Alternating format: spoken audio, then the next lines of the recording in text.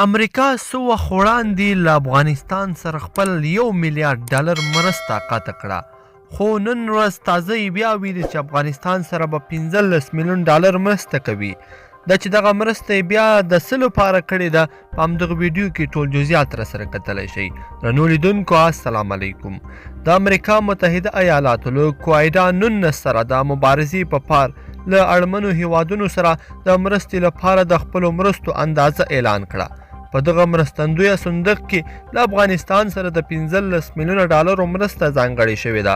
ټاکل شوې ده چې په افغانستان کې د کرونا وایروس له امله زیانمنو قربانیانو او د درملنې په چارو ولګول شي.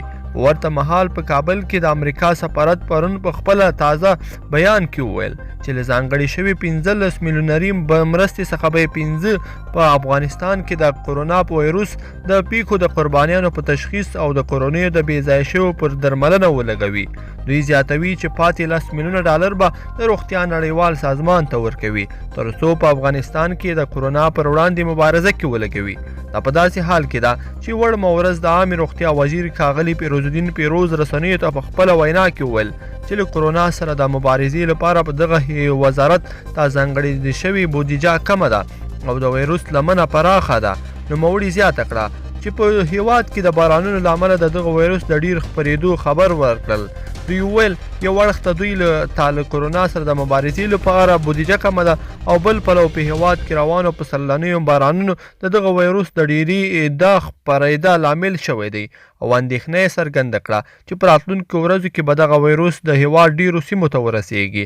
افغانستان کې چې حتی لومړنیو روغتیایي اسانتیاوو ته لاسرسی سخت دی، د کرونا پر وړاندې مبارزه کې د ولس اندېښنې لا پسې زیاتې شوې دي.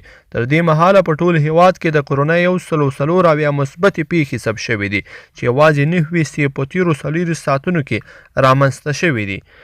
ګرانو لیدونکو په دې هیله چې دا ویډیو به مو راسره تر پایه پورې لیدلی وي. کومه ویډیو خوښه شوې ویډیو لایک کړئ او چینل هم در سره سبسکرایب کړئ.